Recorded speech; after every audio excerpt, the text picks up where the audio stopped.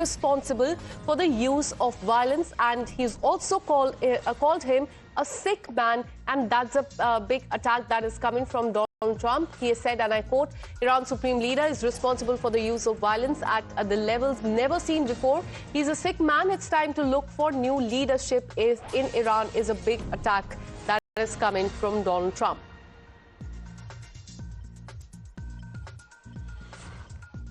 All right, so that's the response that is coming from Donald Trump. On that, let me bring in my colleague Srinjoy. Srinjoy, once again, Donald Trump has attacked the Iran supreme leader. But before we come to that reaction, could you tell us what the situation currently in Iran is?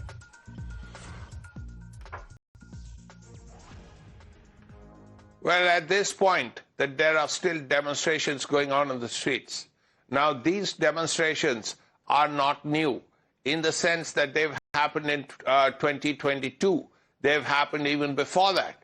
Now, this regime came to power about 50 years ago, in 1979 or so. Now, they came in after demonstrations of this kind that led to the Shah of Iran leaving the country. Now, there are two things here that have to be kept in mind. First, these demonstrations, are they different from earlier demonstrations? It must be said that they are.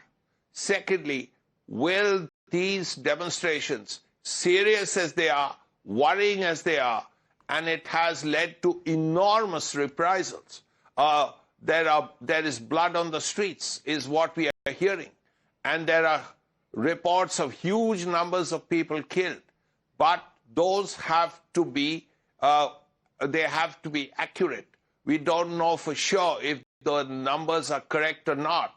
But even if they are a fraction of what is being talked about, it's still a large number. So if the situation is as bad as it is, will it lead to regime change? At this point, there are no indications of regime change as yet, though nothing can be ruled out because of what we've seen in different countries. We've seen in Sri Lanka, we've seen in Nepal, we've seen in Bangladesh under similar circumstances, but we have to see what happens in Iran. The important point is Trump is keeping the pressure on. Number one, he's moved troops to the area. But what can he do? He's already bombed Iran's nuclear facilities, number one. He has also hit, the Israelis have hit Iranian military targets. Can he do the same? He can. But will that lead to regime change? We don't know. If he hits, let's say, targets like power plants or refineries, all right, then it will actually, in the long run, affect the very people who are on the streets and he is supporting. Also, how much support would the Shah and the Shah, of course, is long gone. How much support will the Shah's son have? Okay. He left Iran as a young man, a very young man in 1979, right, nearly 50 years ago. And those demonstrations that led to the Shah's departure were more severe than this one.